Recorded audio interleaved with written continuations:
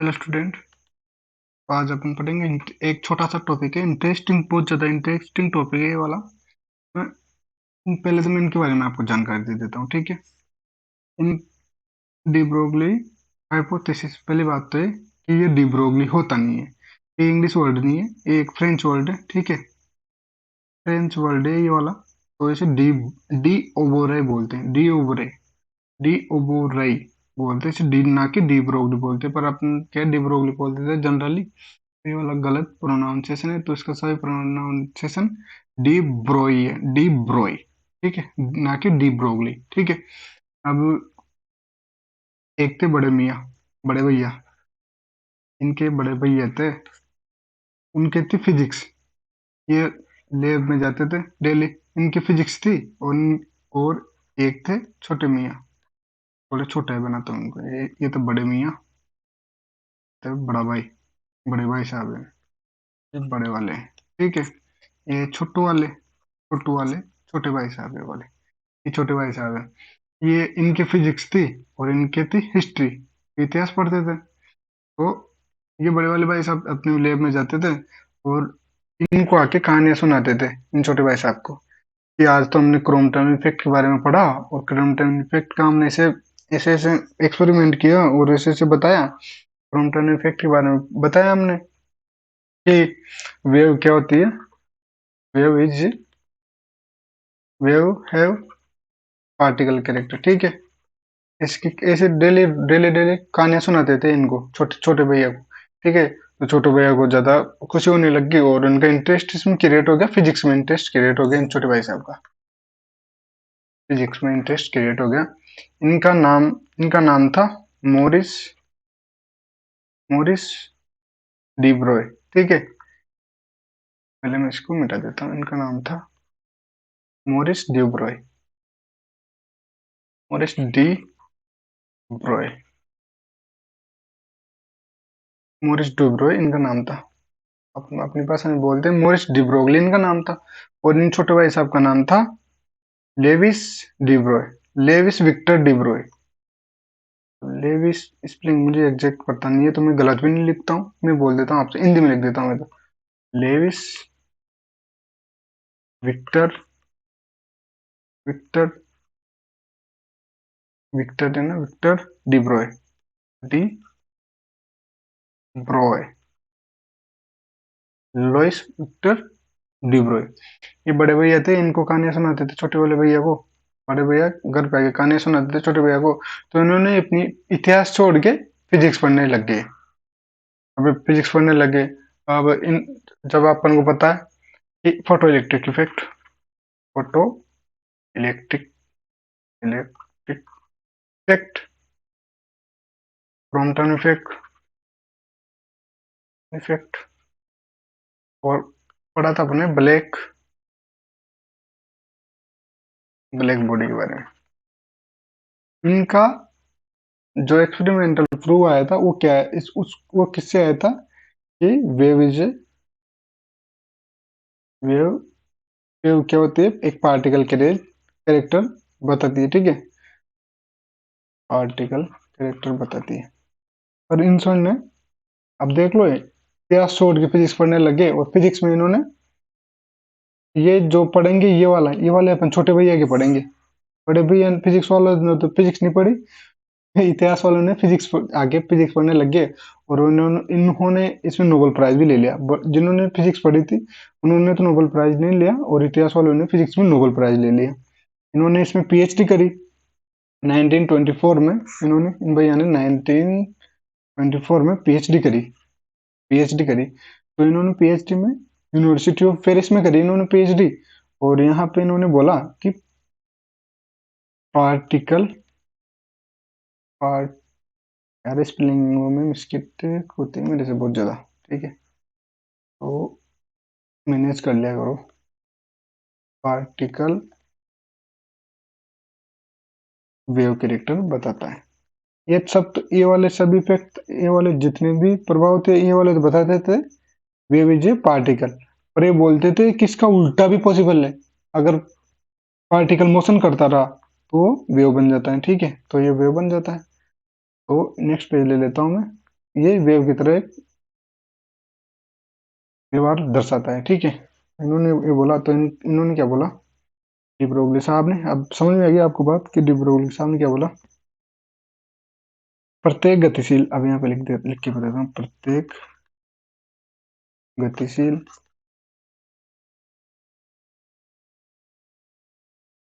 प्रत्येक गतिशील द्रव्य कण प्रत्येक गतिशील द्रव्य कण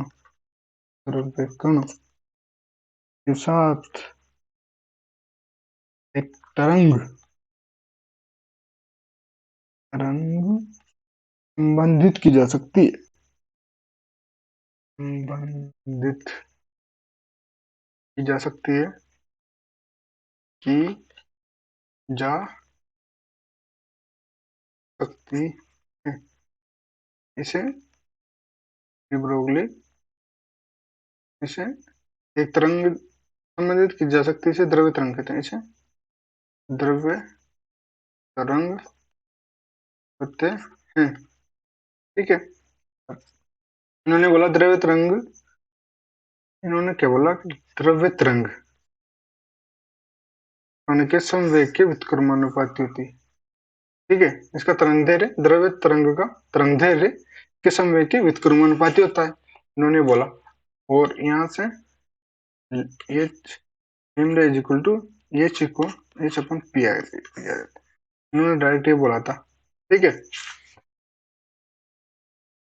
यहाँ से ये आ गया, ये तो आ गया फोटोनों के लिए, फोटोन फोटोनों के लिए ये वाला फॉर्मूला लगाओगे आप।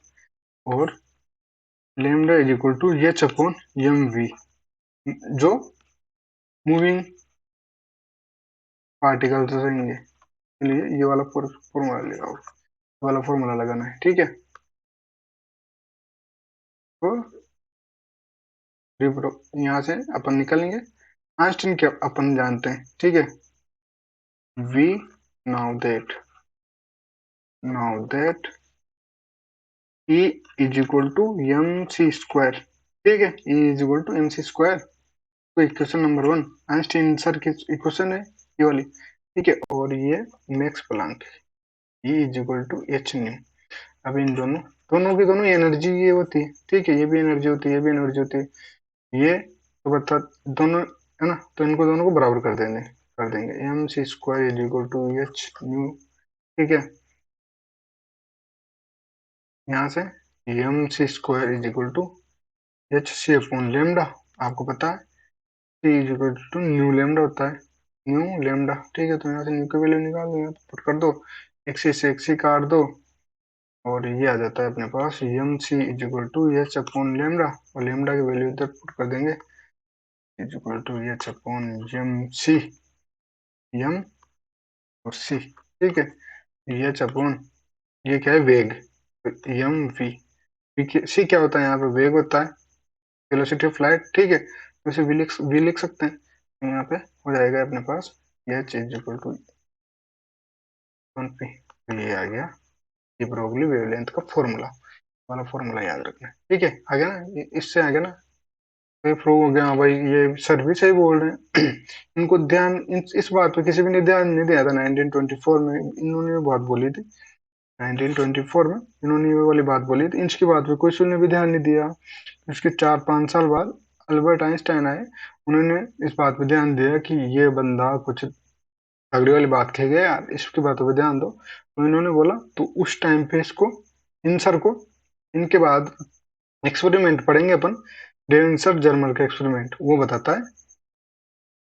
बताता है, वो बताता है particle has A have wave character, particle have wave character, तो इस बात के लिए इसको नोबेल प्राइज मिला था, नोबेल मिला था आंसर को, नोबेल मिलना छोटी मोटी बात नहीं होती, ठीक है। इस चीज पे इनको नोबेल प्राइज मिला था, ठीक है।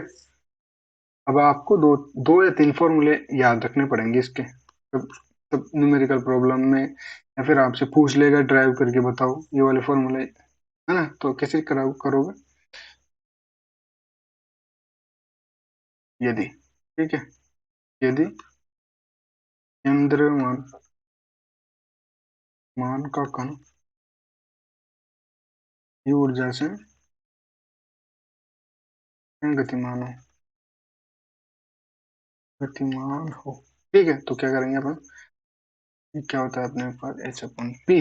ठीक है, तो ये होता है, और आपने पढ़ा होगा P square upon O M is equal to E होता है। तो यहाँ से वैल्यू निकाल लो, क्या है पी की वैल्यू निकाल लेते हैं अपन यहाँ से।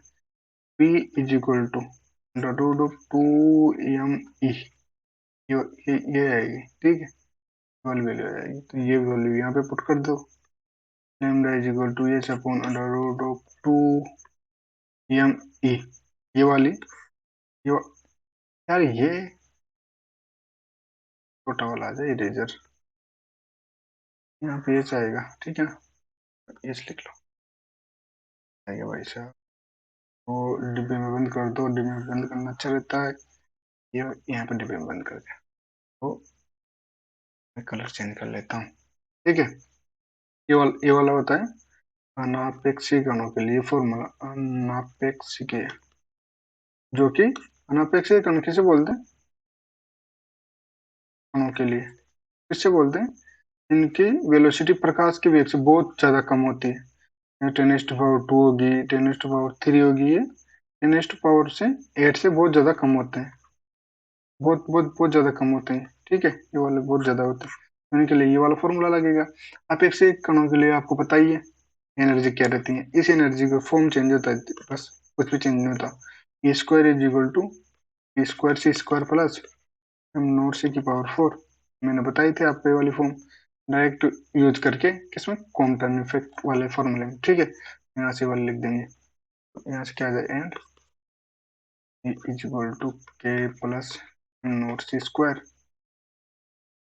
इसकी वैल्यू डायरेक्ट, इसकी वैल्यू पुट कर देंगे डायरेक्ट, इसकी वैल्यू यहाँ पे पुट कर देंगे। ठीक है, तो क्या आ जाएगी, A plus am not C square का whole square is equal to,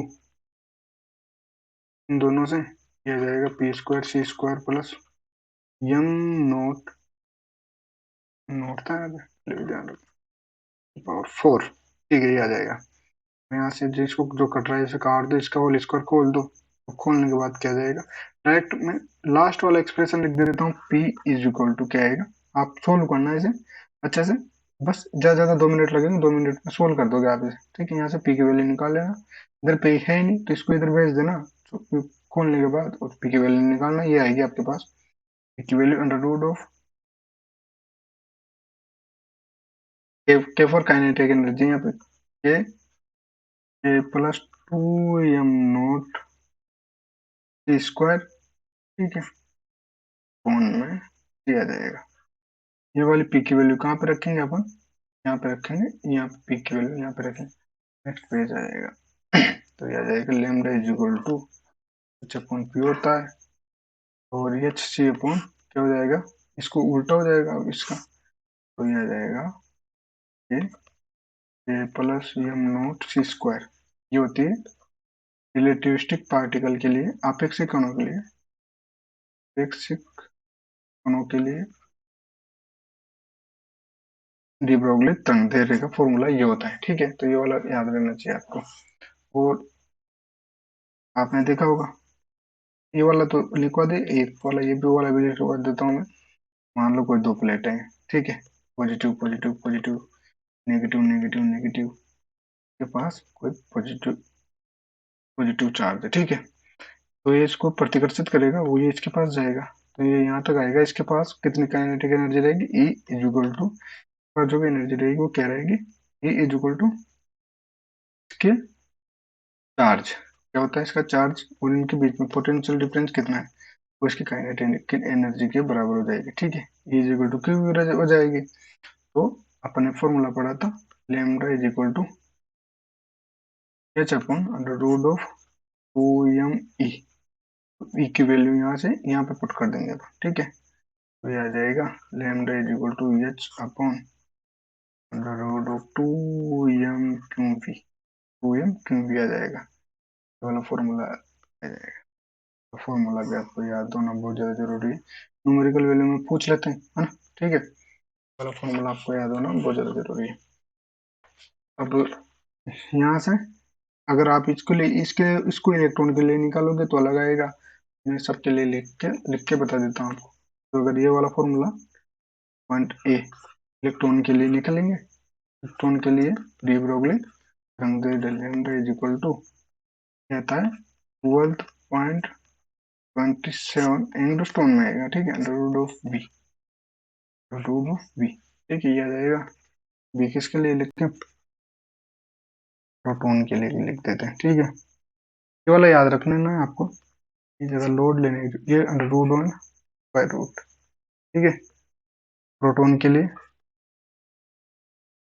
D Broglie wavelength क्या होती है, 0.286 angstrom on under root of p. इसी प्रकार सी अल्फा कण के लिए, अल्फा कणों के लिए, कणों, कण भी है, कणों के लिए, ठीक है, lambda is equal to 0.101 angstrom upon under root of V, ठीक है, ये आ जाता है। और इसी प्रकार गैस कणों के लिए A B C D, D point, ठीक है। गैस कणों के लिए, चलो गैस कणों के लिए तो अलग से एनर्जी लगा जाता है गैस कणों के लिए, तो नेक्स्ट गैस, यहाँ पे ये वाला टॉपिक अलग आ जाता है। गैस कणों के लिए डी ब्रोगली तंग दे रहे, गैस अणुओं के लिए, ये लीजिए, गैस अणुओं के लिए ई इज इक्वल टू 3/2 केटी होता है, ठीक है ना। तो यहाँ से अपन निकालेंगे lambda is equal to H upon under root of 2m e, ये होता है। तो यहाँ से निकलेंगे अपन H upon under root 2m, यहाँ वी का ई का मान रखते तो यहाँ क्या आ जाएगा 3/2 केटी, ठीक है। तो लैम्डा इज इक्वल टू क्या आ जाएगा h upon under root of 3, यहाँ एम आएगा केटी भी आएगा, ये पूरा का पूरा रूट के अंदर आएगा, ये वाला, ठीक है। बस ये वाला आ जाएगा, बस यहाँ पे टॉपिक खत्म हो जाता है। बस एक क्वेश्चन लिखवा के वीडियो को खत्म करेंगे इस वाले को, ठीक है। तो क्वेश्चन लिख लो आप, क्वेश्चन क्या है, 100, क्वेश्चन, ठीक है, ये वाला लिखवा देता हूँ, ये वाला नहीं लिखो, कौन सा वाला करूँ, चलो ये वाला करवा देता हूँ। 100 kilo electron volt, kilo electron volt, ठीक है, ऊर्जा वाले, ऊर्जा वाले वाले इलेक्ट्रॉन का डी ब्रोगली, डी ब्रोगली तरंग ज्ञात कीजिए, तरंग धैर्य, धैर्य ज्ञात कीजिए, ज्ञात कीजिए, ठीक है। तो कहाँ से, इलेक्ट्रॉन के लिए, इलेक्ट्रॉन के लिए अपन को पता है, इलेक्ट्रॉन के लिए ये याद रखना, वो जो ए बराबर एम सी 511 इलेक्ट्रॉन वोल्ट, ठीक है। तो वो यहाँ से अपन निकालेंगे इसकी वेवलेंथ, तो कौन सा वाला फॉर्मूला लगेगा, लगाओ, जो भी जिसने नहीं कर रखा हो, करो। बहुत ज्यादा एनर्जी है इसकी, तो आप एक से वाला, अब यहाँ पे मतलब डर, बच्चों को डर लगता है कि यार कौन सा वाला फॉर्मूला लगाए, सर ने तो दो वाले फॉर्मूले लिखवाए, भैया ने दो फॉर्मूले लिखवाए, एक तो आपेक्षिक कणों के लिए, एक अनापेक्षिक कणों के लिए, तो इसकी एनर्जी, ये वाली एनर्जी और ये वाली एनर्जी 1 किलो इलेक्ट्रॉन वोल्ट में, इससे बहुत ज्यादा है, रेस्ट मास एनर्जी से बहुत ज्यादा एनर्जी, तो यहाँ पे आपेक्षिक कणों वाला लगेगा, ठीक है। अगर इसकी एनर्जी 511 इलेक्ट्रॉन वोल्ट से कम देते हैं, अगर यहाँ 100 किलो इलेक्ट्रॉन वोल्ट दे देता तो अपन डायरेक्ट फॉर्मूला लगा देते, ठीक है, ये वाला 12.27 अपन रूट वी वाला फॉर्मूला लगा देते। और यहाँ पे किलो इलेक्ट्रॉन वोल्ट दे रखा है ना, तो अपन को फॉर्मूला ये वाला लगाना है, आपेक्षिक कणों वाला, H C upon under root of A, ठीक है, ए प्लस 2m0 स्क्वायर, ठीक है, ये वाला फॉर्मूला लगेगा यहाँ पे। इसमें वैल्यू पुट कर दो सबकी अलग अलग, 6.67 इंटू 10⁻⁻24, तो ये आ जाएगा,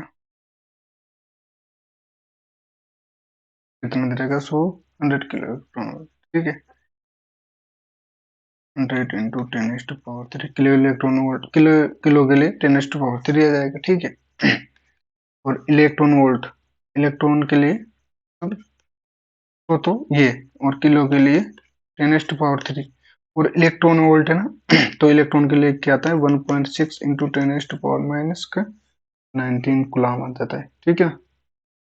10⁻⁻ के 19 गुलाम आ जाएगा, तो यहाँ पे आ जाएगा 1.67 इंटू 10⁻⁻19, ठीक है। और ये की ये वैल्यू वापस रख देना, के की वैल्यू, और 2 इंटू क्या इसकी एम की वैल्यू क्या है, एम नोट की वैल्यू लिखवा देता हूँ मैं, आपको सोल्व करना है ये वाला क्वेश्चन, ठीक है।